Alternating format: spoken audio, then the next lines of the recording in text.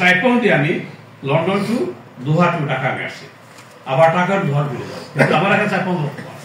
এবং আমার ফ্যামিলিতে আপনার আমার 19 জন মেম্বার, আমার ছেলে মেয়ে নাতির সঙ্গে আমি যদি বাংলাদেশে আসতে চাই সবাই আমার 25,000 বাড়াতে হবে বিমান আসলে, কিভাবে আমাদের আসতে দেওয়া হচ্ছে না, বাংলাদেশে ছেলে মেয়েদের দেশ দেওয়া হচ্ছে না। এই যে আমরা জোরালো প্রতিবাদ করেছি প্রধান প্রতিষ্ঠার সামনে।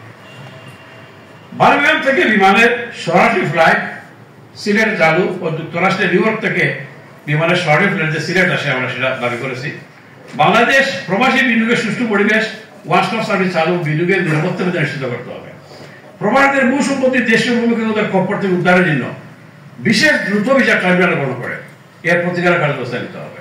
প্রবাসীদের অভিযোগ তদন্তের বিশেষ সেল গঠন করতে হবে। রেমিটেন্স যোদ্ধা প্রবাসীরা বিদেশে মৃত্যুবরণ করলে বিনা বাড়ায় তাদের মরদেহ দেশে ব্যবস্থা করতে হবে।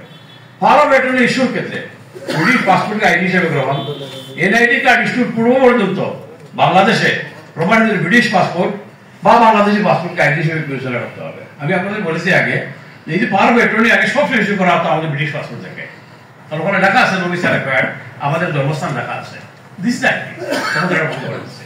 তখন হাজার হাজার মানুষ কাটতেছে, তার পাওয়ার অফ দিতে পারতেছে, আত্মীয় স্বজনকে পাওয়ার দিতে পারে।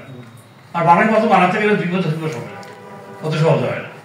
এইটা আমরা এটা তুলে ধরেছি। আমরা নতুন প্রজন্মের দেশের প্রতি আকৃষ্ট করতে বাংলাদেশ সরকারের পক্ষ থেকে বিশেষ হলিডে প্যাকেজ ঘোষণা এবং রাষ্ট্রীয় বাড়ার পরিবার সঙ্গের সাথে বাংলাদেশের আর্থিক সুযোগ করে দিতে হবে।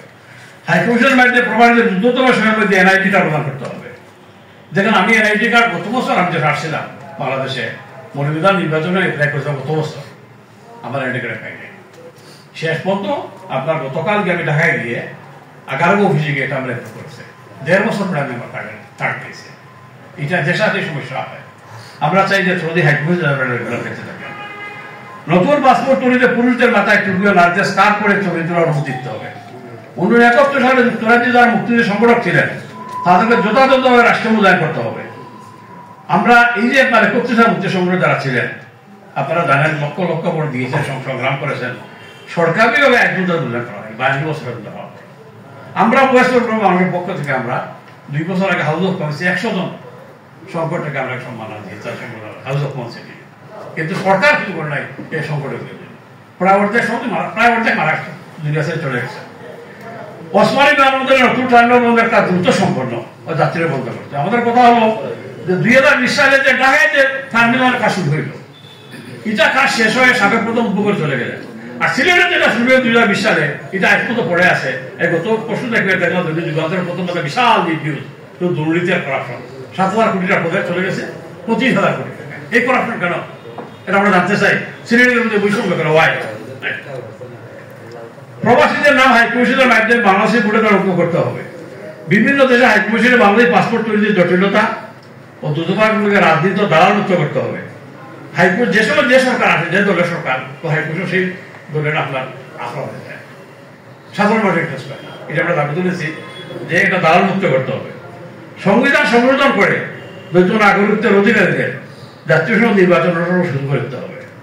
আমরা আশা করব প্রবাসী বাংলাদেশি ন্যায্য দাবি বাস্তবায়নে বর্তমান সরকার দ্রুত ব্যবস্থা গ্রহণ করবেন, আর আপনারা আমাদের এই দাবিগুলোকে প্রকাশ করবেন। এখন ধন্যবাদ, আপনাদের দীর্ঘ আমার বক্তব্য শুনেছেন। আমি পরিচয় করে দিচ্ছি সকলে আমাদের ডিজিটাল ডাইরেক্টর জেনারেল বিশিষ্ট রাজনীতি কমিটি নেতা, আমাদের সংগঠনের ডাইরেক্টর জেনারেল কাউন্সিলর, সাবেক ডেপুটি মহাসচিব নাম মহিদাব।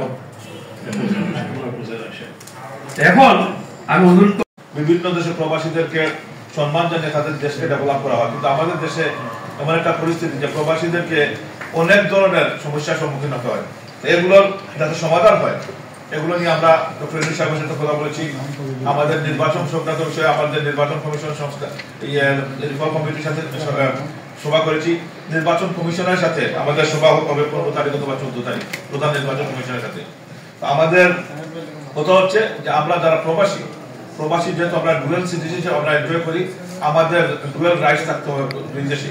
বাংলাদেশের যে রাইট, আমাদের ইংল্যান্ডের যে রাইট আমরা পাই সেটা এই দেশে, যেহেতু আমরা ডুয়েল সিটিজেনদের দুই দেশে সমান রাইট থাকবে, এটাই স্বাভাবিক। এখানে বৈষম্যতা আছে, এই বৈষম্যতা যেন আমাদের সাথে না করা হয়। প্রবাসীদের যেসব দাবি দেওয়া থাকে সেগুলোর জন্য অ্যাড্রেস করা হয় এবং এগুলো যেন এই সরকার খুব তাড়াতাড়ি এগুলো যেন অ্যাড্রেস করে প্রবাসীদের যে রাইট আছে সেটা তারা এস্টাবলিশ করে। অবশ্যই প্রশ্ন আপনারা করবেন, আমরা উত্তর দেবো ইনশাআল্লাহ। ধন্যবাদ। আমাদের দাবি দেওয়ার সাথে একাত্মতা ঘোষণা করেছেন যে তারা আন্তরিকভাবে এটা ফিল করেন যে আমাদের দাবি দেওয়াগুলো এটা ন্যায্য দাবি দেওয়া। আমরা আশা করি তারা যখন বিভিন্ন ধরনের অ্যাডমিনিস্ট্রেটিভ যাতে কোনো ধরনের ডিফিকাল্টিস না হয় এগুলো তারা যাতে বাস্তবায়ন করতে পারেন। কারণ আমরা প্রবাসীরা দেখেন দুর্যোগময় সময়ে জাতির বার্তা বাংলাদেশ স্বাধীনতা যুদ্ধ থেকে ধরে এই যুক্তরাজ্য প্রবাসীরা সবসময় আমাদের জাতির পাশে দাঁড়িয়েছে। উনি আপনার বলছেন লাস্টে গিয়ে আমরা এটা উদ্বোধন দিব, আমরা দিব করে আমরা এই গভর্নমেন্ট পরিবর্তনের কিছুদিন আগে প্রায় 100-150 হবে, 150টার মতো হবে ওরা পাওয়া গেছে, অ্যাডমিশন হ্যান্ডওভার করছে। কিন্তু হচ্ছে আমরা 8 লক্ষ মানুষ এরপরে বন্ধ হয়ে গেছে।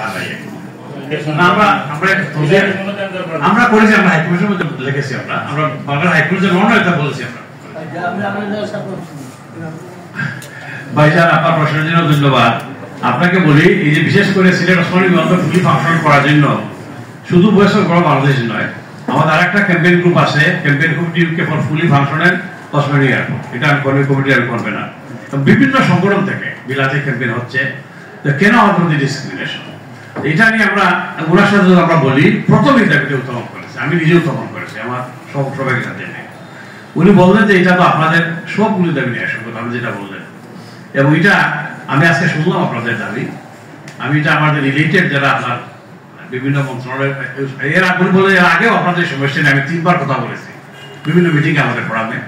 এখনো আমি এগুলা নিয়ে আমি কাজ করব, কথা বলবো, এবং কি হয় কিনা আমি জানাবো আপনাদের। উনি অত্যন্ত দোষ শুনেছেন। আমি জানি না, আমার নলেজে নাই, যদি আমার কলিগ দিয়ে বলবেন। এটা হচ্ছে কি আপনার অনেক প্রবাসী যেমন মিডল ইস্টে যারা আছে সাধারণত শ্রমজীবী মানুষ যারা, আমরা তো বিলাতে আছি, তো আমাদের সমস্যা হয় না, আমরা তো এখানে স্থায়ী হয়ে গেছি।